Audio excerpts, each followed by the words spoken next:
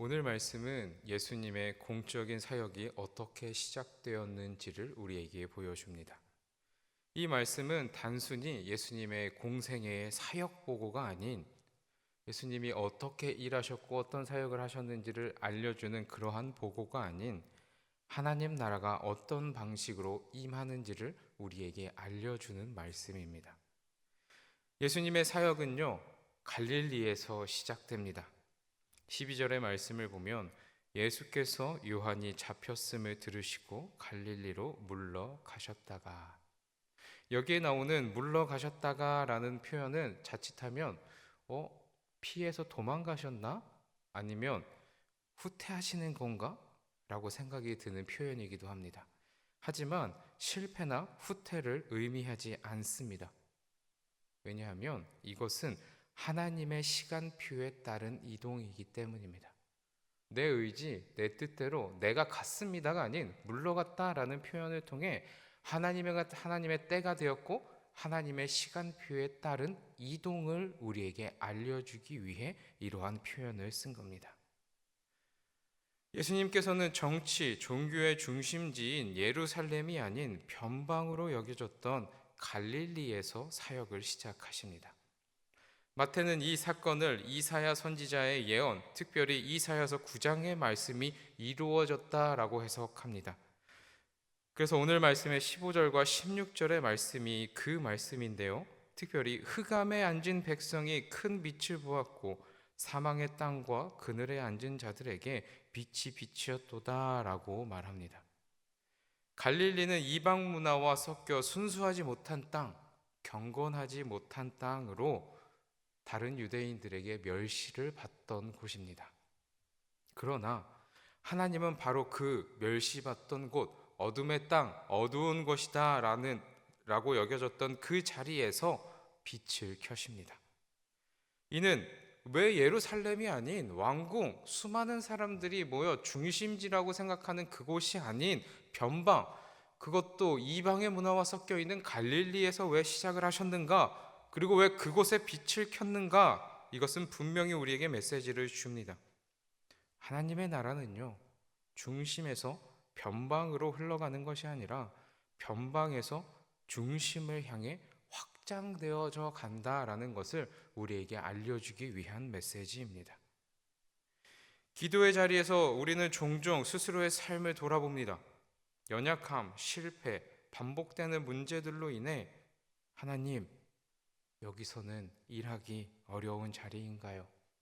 하나님, 내가 있는 곳이 너무나도 연약하고 어둡고 힘든 곳이기에 하나님조차 일하지 않으시는 것일까요? 라고 생각할 때가 있습니다. 그러나 예루살렘이 아니면 큰 도시, 중심, 이런 곳이 아닌 변방의 갈릴리에서 시작된 예수님의 사역은 우리에게 알려줍니다. 하나님은 가장 어두운 자리, 하나님은 가장 연약한 자리, 그곳에서 분명하게 일하고 계신다라는 사실을 말입니다. 그러니 변방, 가장자리, 어두운 곳에 있다고 느껴질지라도 끝까지 기도하시는 여러분이 되길 소망합니다. 그 자리에서 여러분이 기도하는 그곳에서 가장 연약하고 힘들다라고 여겨지는 그때에 하나님은 역사하실 겁니다. 17절의 말씀을 보면 예수님의 첫 번째 선포가 나옵니다. 무엇입니까? 회개하라입니다. 예수님의 첫 설교이기도 합니다. 예수님의 첫 설교는 너무나도 짧고 단호합니다. 회개하라, 천국이 가까이 왔느니라. 여기서 예수님께서 말씀하시는 회개는요, 단순한 감정적인 후회가 아닙니다. 여러분 착각하시면 안 됩니다. 후회는 회개가 아니에요. 이 자리에 나와서 회개기도 한다라고 하면서 후회하기만 하고 돌아간다면 그거는 회개가 아닙니다. 후회만 하고 똑같이 살아간다면 그건 절대 회개가 아닙니다.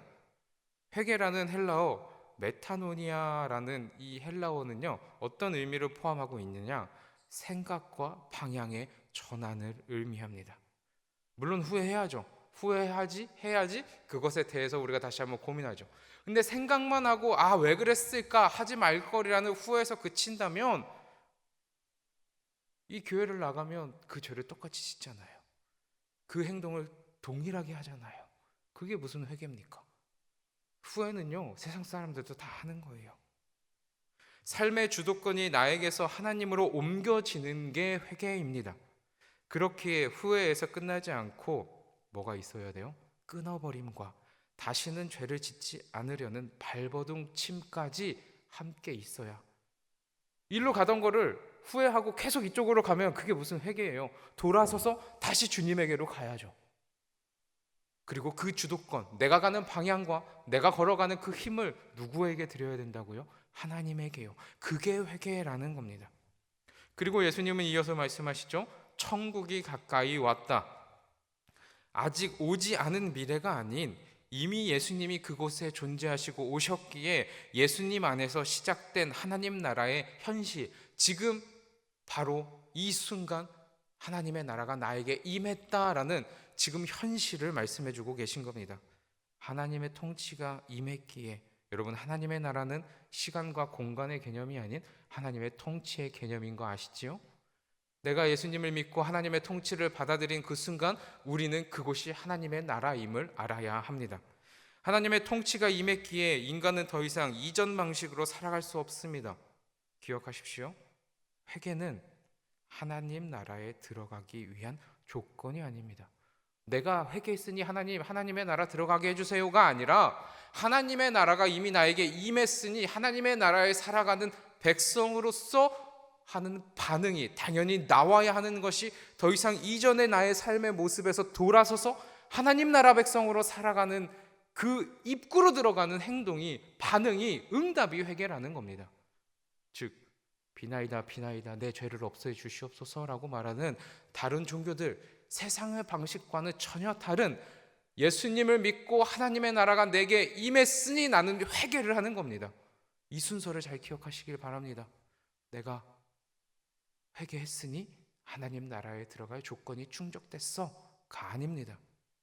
하나님의 나라가 내게 임했으니 더 이상 나의 예전의 모습을 버리고 죄된 모습을 버리고 하나님께 나아갑니다가 회개입니다.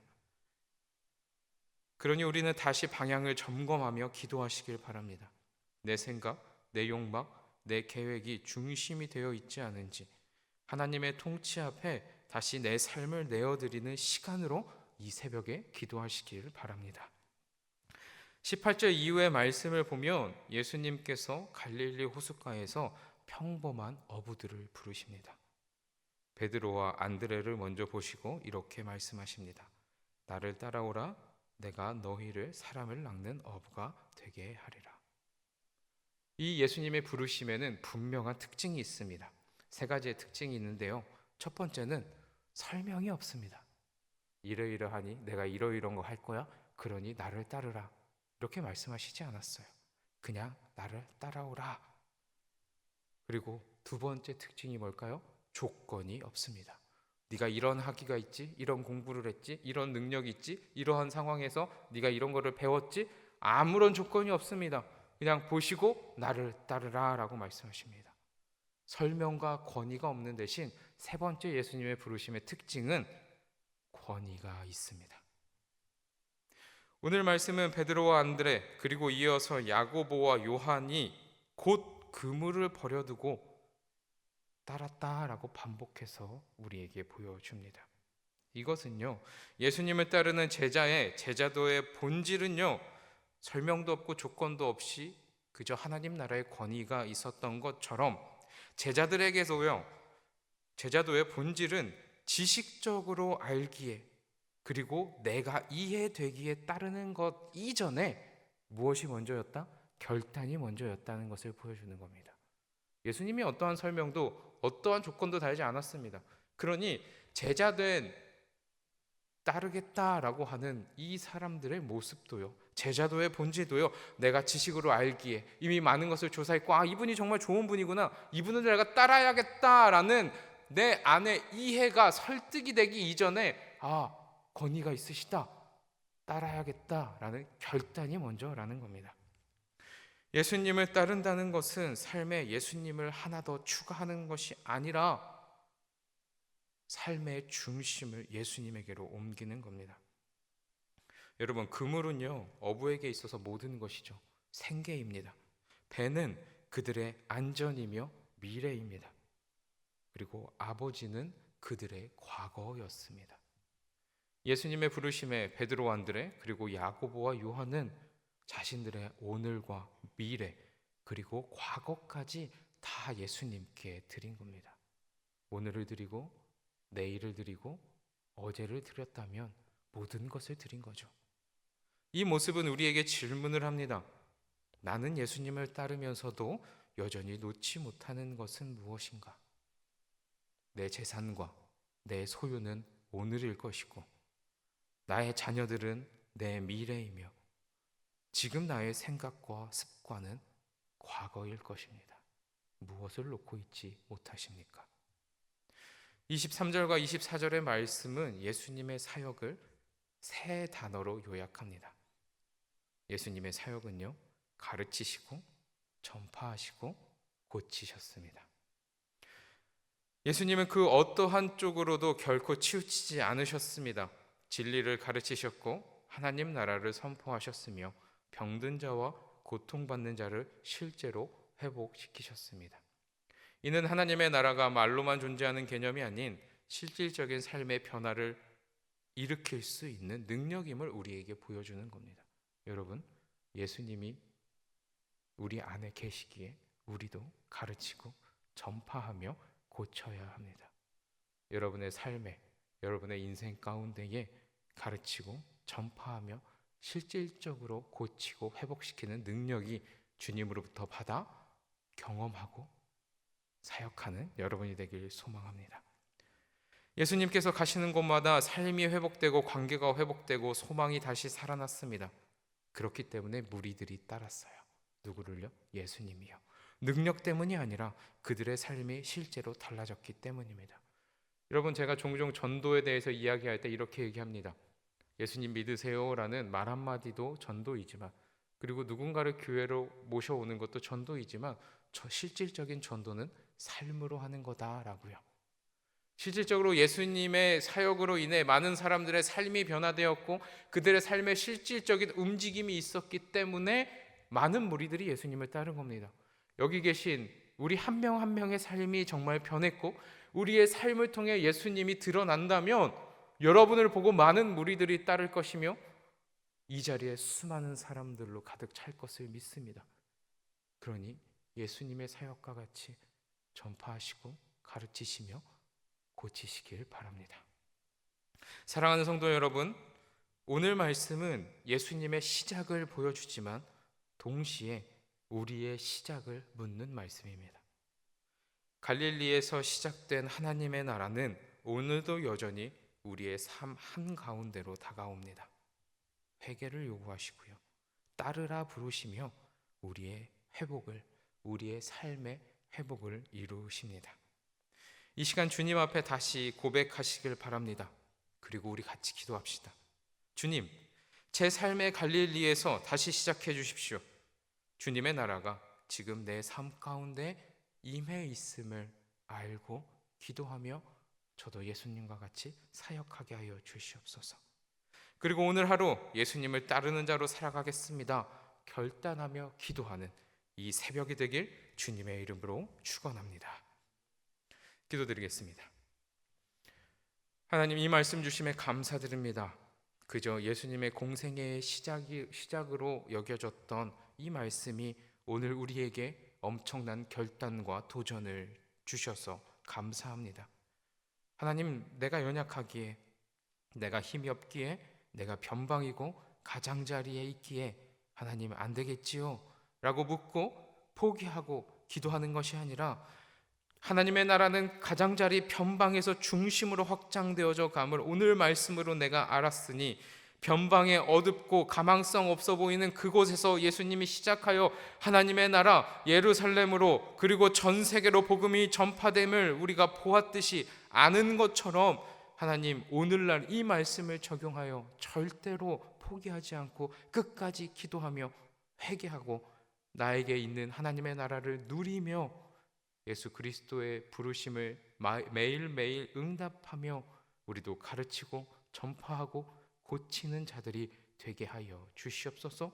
내 안에 성령님이 계시기에, 내 안에 예수님이 계시기에 그 모든 것을 충분히 감당할 수 있음을 믿고 세상의 능력과 세상의 소유로 할 수 있다라고 고백하는 것이 아니라 조금 부족해도 내가 가진 것이 없어도 예수님 때문에 할 수 있습니다라는 그 고백으로 살아가는 우리 되게 하여 주시옵소서. 감사합니다. 이 모든 말씀 예수님의 이름으로 기도드리며 주님께서 가르쳐 주신 기도로 함께 기도합니다. 하늘에 계신 우리 아버지, 아버지의 이름을 거룩하게 하시며 아버지의 나라가 오게 하시며 아버지의 뜻이 하늘에서와 같이 땅에서도 이루어지게 하소서. 오늘 우리에게 일용할 양식을 주시고 우리가 우리에게 잘못한 사람을 용서하여 준 것 같이 우리의 죄를 용서하여 주시고 우리를 시험에 빠지지 않게 하시고 악에서 구하소서. 나라와 권능과 영광이 영원히 아버지의 것입니다. 아멘.